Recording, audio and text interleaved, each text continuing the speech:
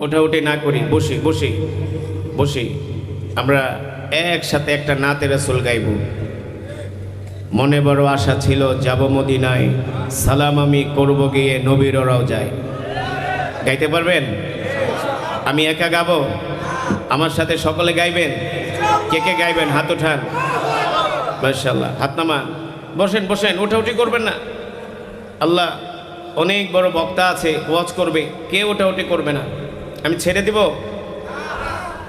গজলের এক কলি আমরা একসাথে গাইব, কে ওঠাউঠি করবো না। বসেন, আমি গাইব, তারপরে আমার সাথে। মনে বড় আশা ছিল যাব মদিনায়, ঠিক না? মনে বড় আশা ছিল যাব মদিনায়, সালাম আমি করব গিয়ে, সালাম আমি করব গিয়ে নবীজির রওজায়। সবাই মনে বড় আশা ছিল, মনে বড় আশা ছিল।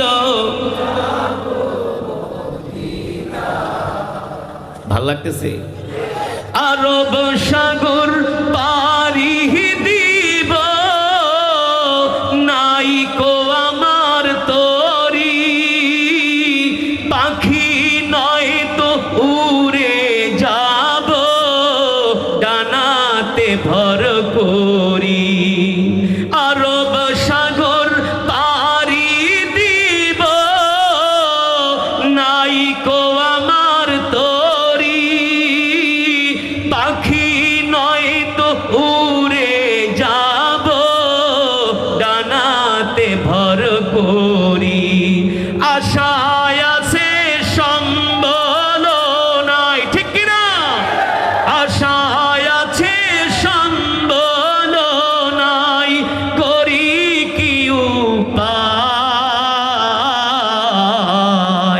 মনে বড় আশা ছিল,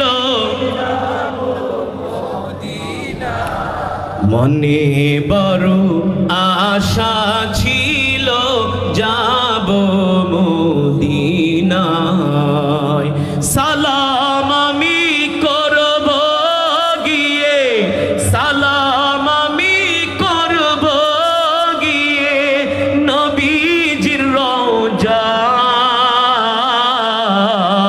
সবাই মনে বড় আশা ছিল যাব মদিনায়,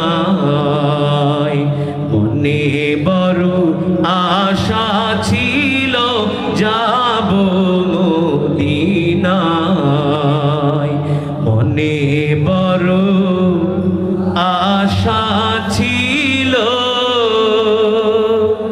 যাব মদিনায়।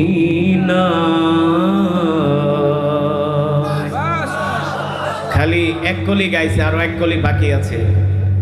সুতরাং আমার পরে যিনি আলোচক, তার সময় যদি আমি নষ্ট করি এটা বেইনসাফি হবে।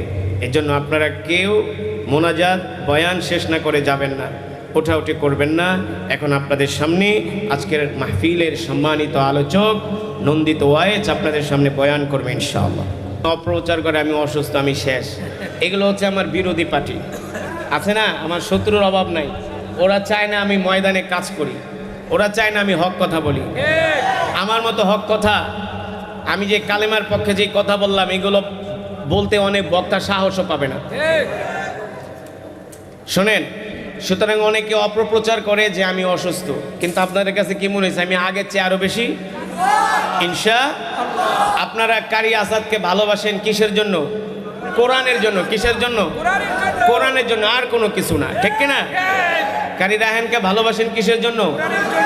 কারি রায়হানের মতো অনেক রায়হান এলাকায় আছে, আমার মতো কারি আসাদ নামে অনেক বাংলাদেশে লক্ষ লক্ষ আছে, ঠিক কিনা?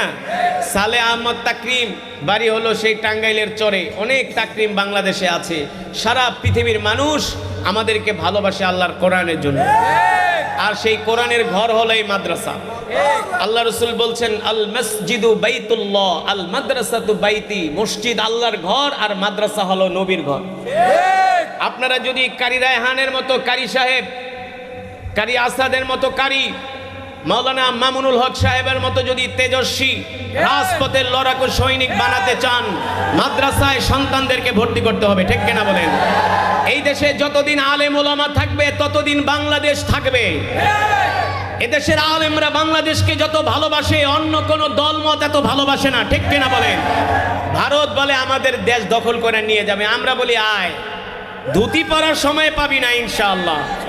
1971 সালে ছিল মাত্র 5 কোটি, এখন হলো 20 কোটি, 20 কোটি, ঠিক কিনা বলেন? এই দেশের 1 ইঞ্চি মাটিও আমরা ছাড়ব না, কোন দখলদার শক্তিকে আমরা দখল করতে দিব না, ঠিক কিনা বলেন? আমরা 24-এ দেখাই দিছি বাংলার যুবকরা পারে কি পারে না। পুলিশ অফিসার কি বলে, কয় স্যার একটা মরে আর বাকিগুলা লড়ে না। এখনকার যুবকরা লড়ে না, তারা লড়তে শিখেছে, ঠিক কিনা বলেন? সুতরাং সন্তানদেরকে যদি সুসন্তান হিসেবে গড়ে তুলতে হয়, মাদ্রাসায় ভর্তি করবেন, করবেন তো ইনশাআল্লাহ?